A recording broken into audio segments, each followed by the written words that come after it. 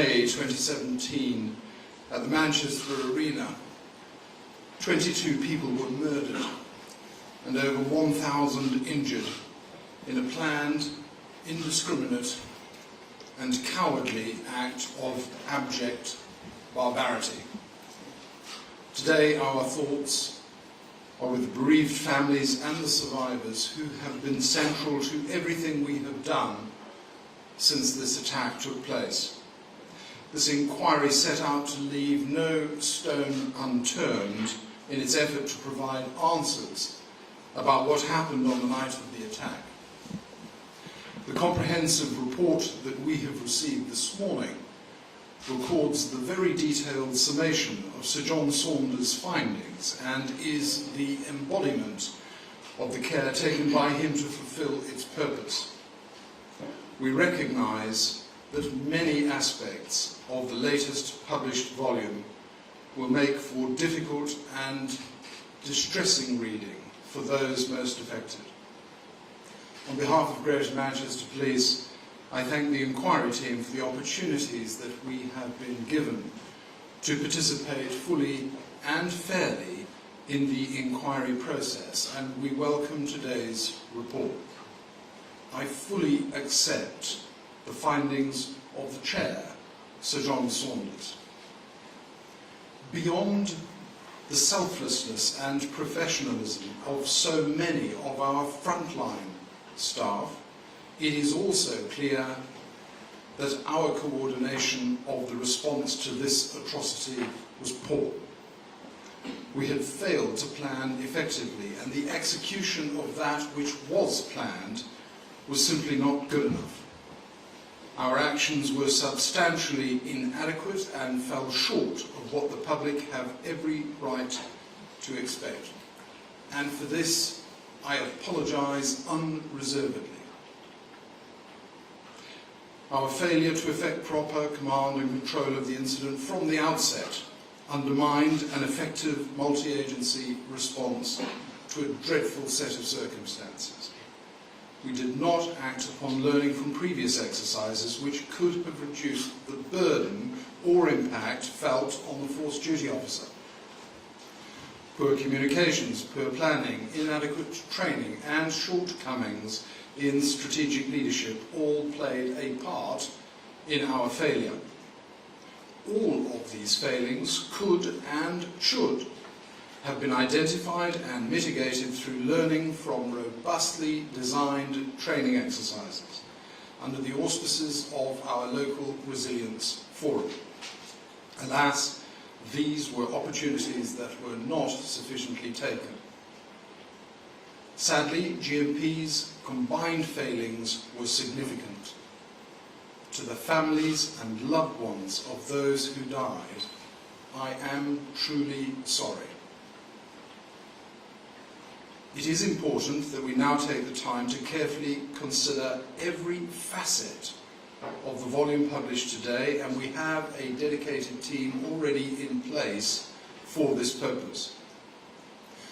But I also want to reassure the public that we have not waited for the publication of today's findings before making a number of substantial and beneficial changes to our operating model. In recent years, GMP has strengthened its leadership at all levels and has placed a premium on core operational competence and effectiveness.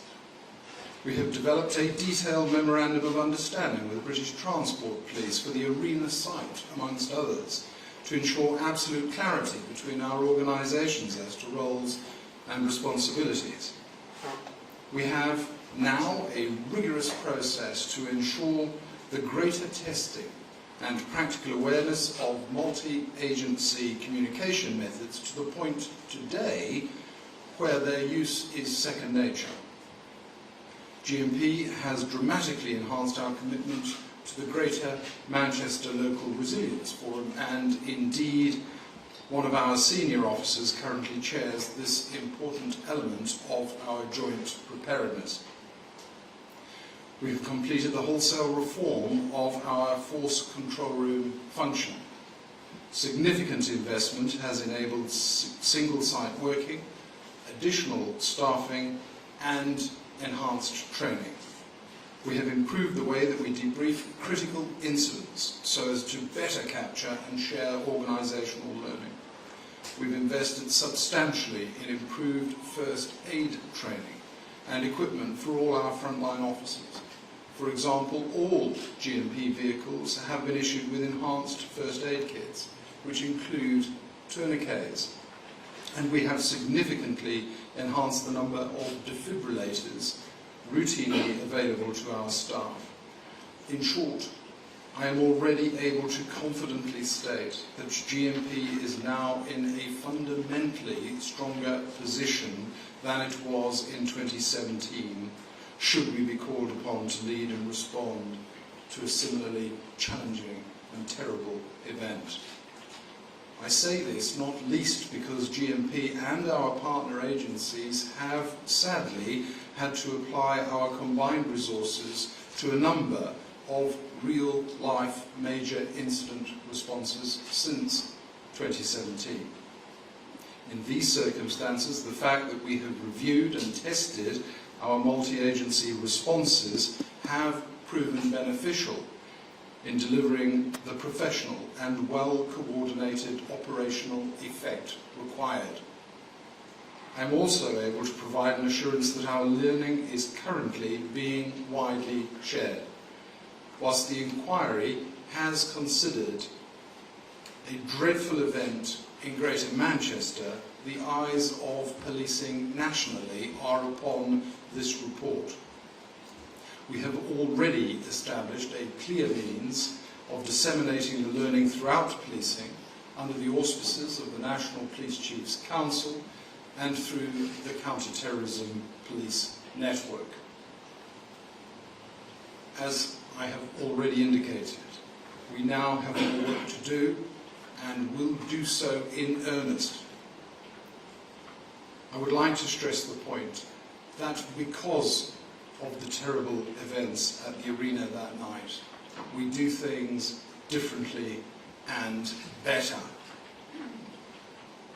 On the night, many of our officers ran bravely straight into the face of danger and gave of their very best to help those injured by any means necessary, with courage, determination and compassion, and without regard to their own safety. And I am grateful to the Chair for his acknowledgement of their commitment and for the positive words written of their contribution. I'm also proud of the painstaking and exemplary criminal investigation which followed the attack and led to the extradition and conviction of the bomber's brother on 22 counts of murder with a minimum term of 55 years imprisonment. The horrific nature of that which is still being endured by so many drives us to ensure that we will never repeat these failings. In this, the public can be confident of our resolve. This is the very least of what GMP can offer to those who are still suffering. A fierce determination to ensure that your loss and hurt will not be in vain. Ladies and gentlemen, I would now like to introduce to you Chief Constable Lucy Dorsey, the Chief Constable for British Transport Police, who will make a statement of her own.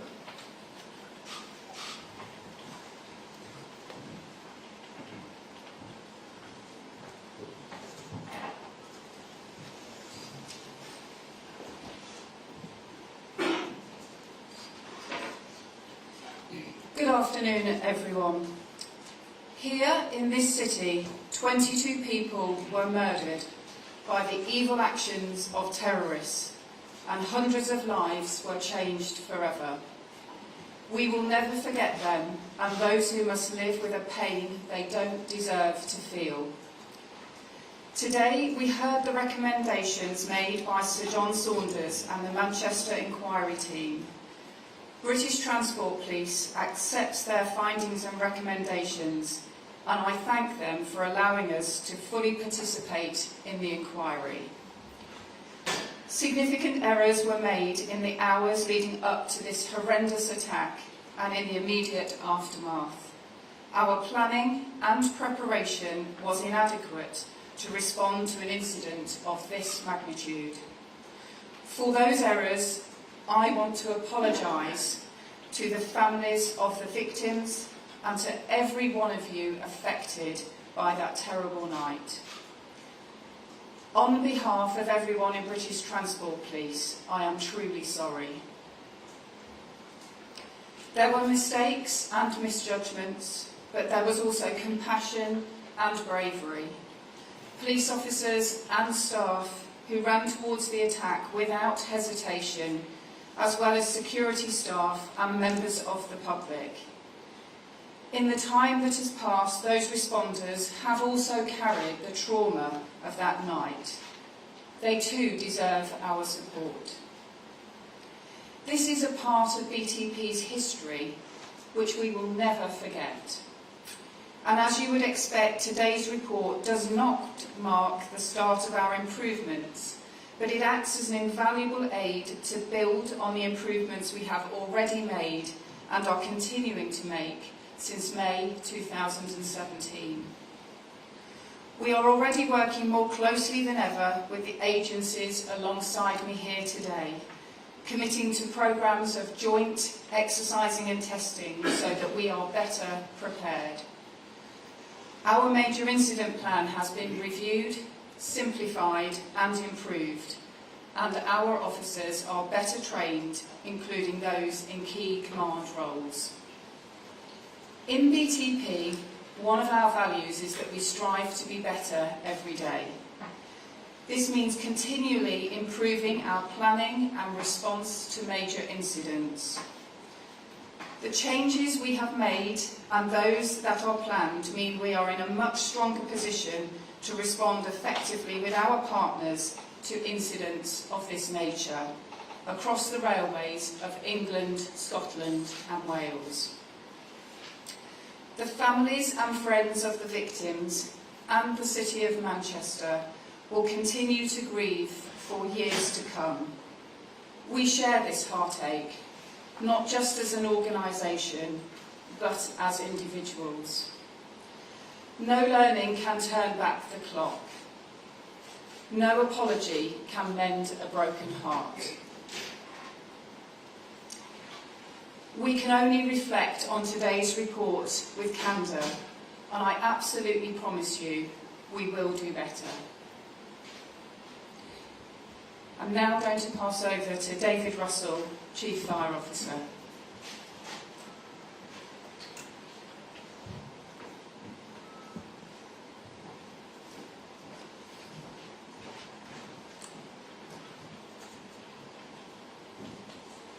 Good afternoon, everyone.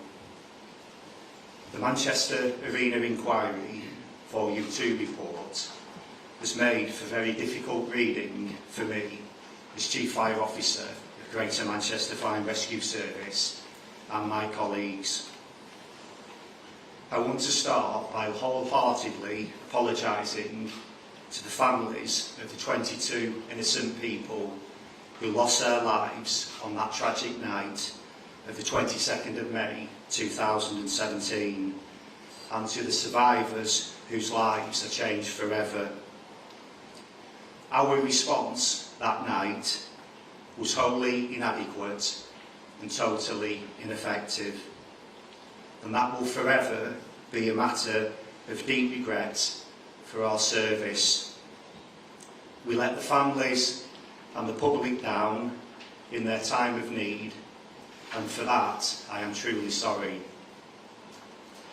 I know that no apology will take away the pain and suffering of the families who lost loved ones and of the survivors, but I want them to know that I fully accept the inquiry's criticisms of our service, and I accept the recommendations in full. I also want to thank Sir John Saunders for his work throughout the inquiry and in producing this report. The inquiry's process has been one of the most challenging times in our service's history. and today is a very difficult day for many, especially those who so desperately wanted to help that night. Every firefighter who joins Greater Manchester Fire and Rescue Service wants to do their best, the best job they can to help, to support, to assist the public and to save lives. Those that were eventually deployed to the incident that night did the best job they could, albeit it was far too late. While we have already made significant changes to address the failings in how we responded on the night, the inquiry's recommendations provide a critically important framework for ensuring we take all the necessary steps to always be ready and able to respond to a terrorist attack anywhere in our city region. The report is long and complex. It will take time to digest the recommendations fully and cross-reference them against improvements which we have already put in place and to consider whether any gaps remain. I do, however, want to address a few issues the report raises. As I've said, and the inquiry notes, we were simply too late in our response. But 5 years on from the attack, I want the public to know that this will never happen again.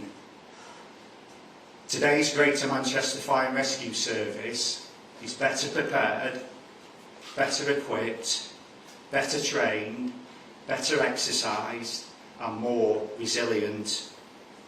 The Kerslake Review, set up by the Mayor of Greater Manchester after the attack, identified a number of recommendations which we have already put in place to improve and drive meaningful change within our service.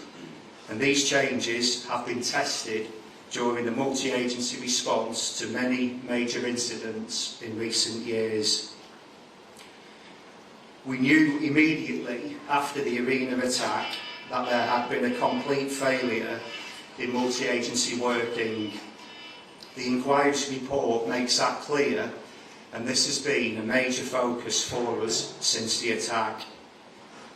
There has been a substantial shift in the leadership and culture of our service, recognised positively by His Majesty's Inspectorate of Constabulary and Fire and Rescue Services. We've undertaken a major overhaul of our policies and procedures in relation to a terrorist incident, revising and simplifying our mobilising arrangements which ensure an automatic response to the scene. The dedicated radio channel is now established which guarantees immediate contact 24/7 between blue light services and our control rooms. In addition to this, a National Interagency Liaison Officer is now co-located with GMP's Force Duty Officer during working hours with a dedicated emergency phone line for all other times. There's greater investment in training, multi-agency exercising and increased emphasis on decision-making autonomy, meaning incident commanders can confidently make decisions with discretion. Wholesale changes have been made to organisational learning and our debrief processes, as well as major improvements in how we communicate and work together with our partner agencies during and after incidents, in conjunction with North West Fire Control and, importantly, across the wider Greater Manchester Resilience Forum. We have also established a more resilient marauding terrorist attack capability for Greater Manchester by increasing our capacity and capability, which sees every firefighter being fully trained and every fire appliance better equipped to respond to all forms of terrorist or mass casualty incident. I know the spotlight today is rightly on what our service got wrong on the night of the attack, and I want to reiterate my deepest apologies to the families and survivors. I want the public to know the same mistakes would not be made today, and have confidence that never again will we fall short of what the public should rightly expect of their fire and rescue service. I hope that the public will recognise that Greater Manchester Fire and Rescue Service is a very different organisation today to what it was in 2017, and that the improvements we've made and continue to make will provide confidence that we are prepared and able to respond to support the people of Greater Manchester when its fire and rescue services are needed. Thank you. I'd now like to introduce Darren Mockery, Chief Executive of North West Ambulance Service.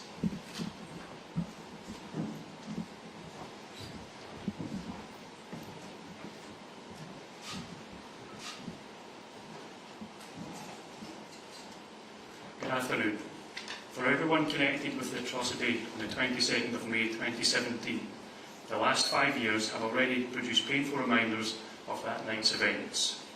And although I'm well aware this day has been a long time coming for many, I know the feeling of pain, loss, fear and anger do not go away. My thoughts and sympathies are with you all, particularly with the bereaved families and the injured.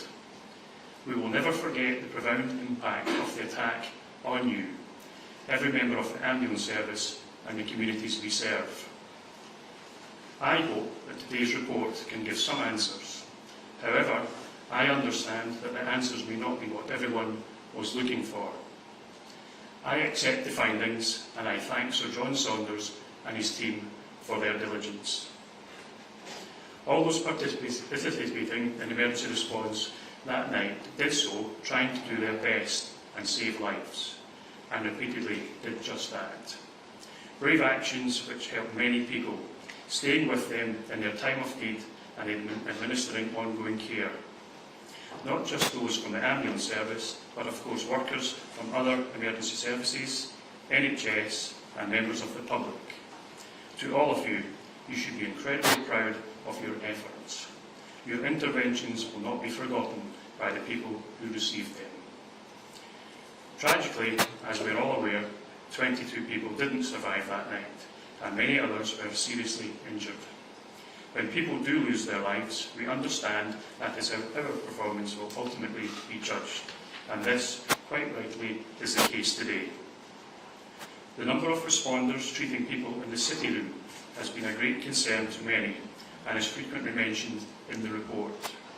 We accept that more of our staff should have been deployed into the city room to help triage patients and manage their evacuation.